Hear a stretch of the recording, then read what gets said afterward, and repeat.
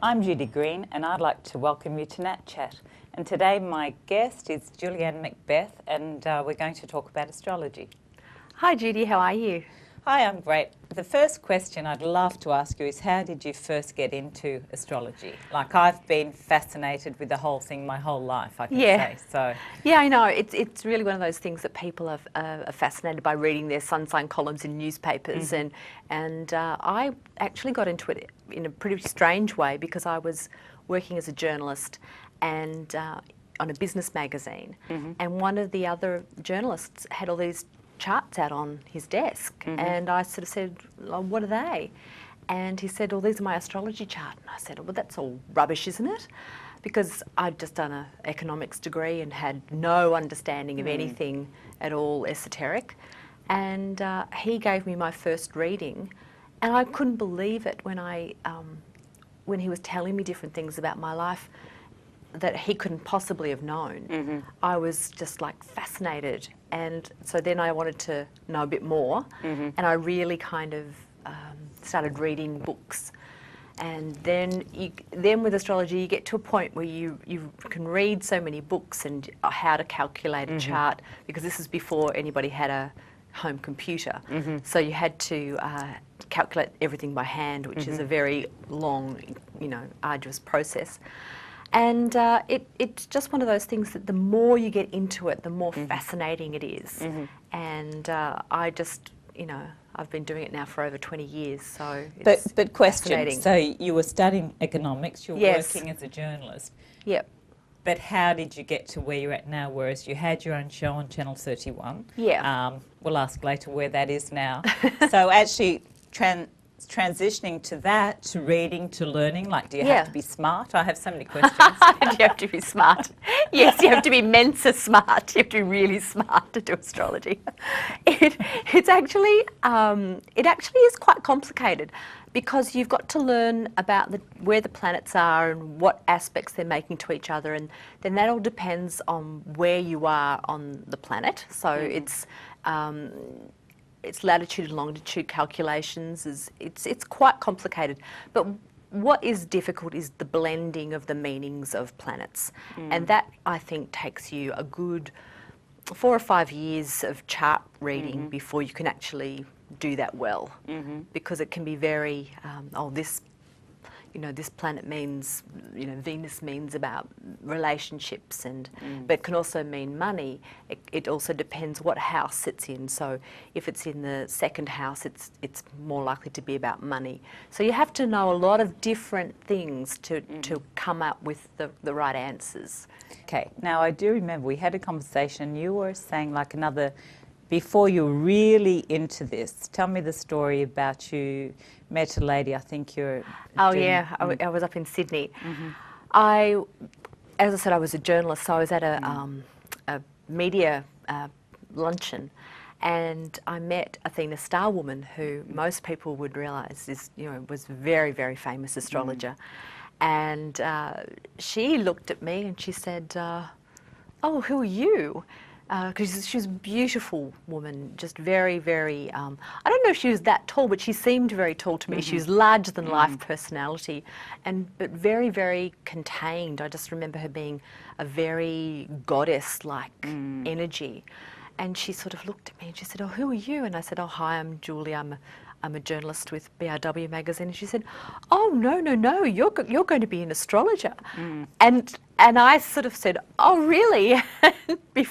And I literally went back to the office and we rolled around the floor laughing, thinking that was the funniest thing, that she thought I was going to be an astrologer, and here I was writing about finance and money, which was the furthest thing away from my mind at the time. So sorry for butting in, but from that point of meeting her to actually getting involved almost as a career, how long was that? Oh, that was about another couple of years.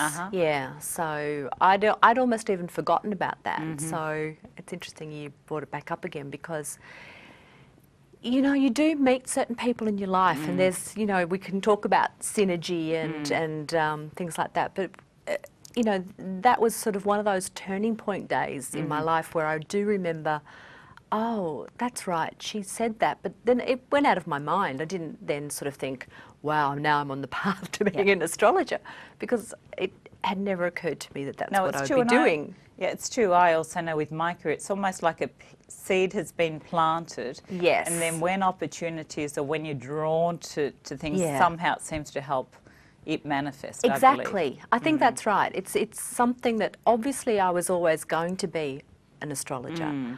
But when you're a little child and people are asking you, well, what are you going to be when you grow up? You know, that would have been the last thing on my mind.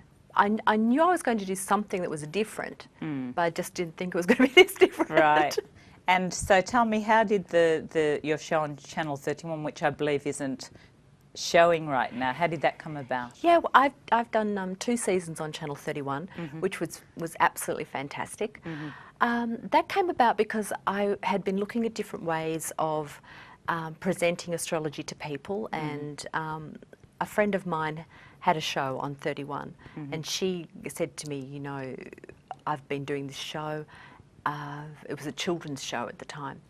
And she said, I said, oh, I've got this great idea for a show about astrology. And she was like, wow, that's such a great idea. And we did look, and there hadn't been anything done like that before. So it was very, very different. And we really didn't know whether anybody would be interested in it, or, you know. And then that's when we first met. You were actually doing Richard and My Chart. And of course, everyone wants to know about themselves. So, absolutely. What did you learn about my chart? About your chart. Or about me. Exactly. I think that's the thing. Everybody understands a little bit about astrology, but it comes down to, so what can you see in my chart? What does it mean for me?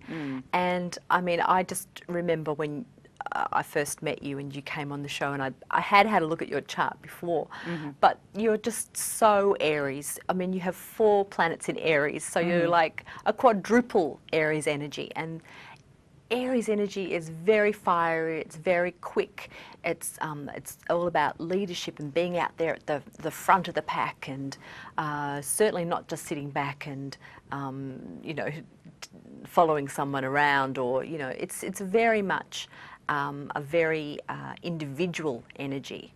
And I think now that I know you a little bit better, that certainly is the case with you.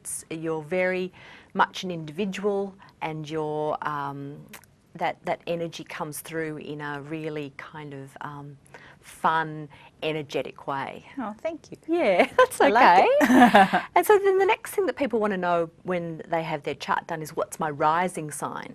Because that's something that you can't get from just reading your horoscopes in the newspapers. And your rising sign is Cancer.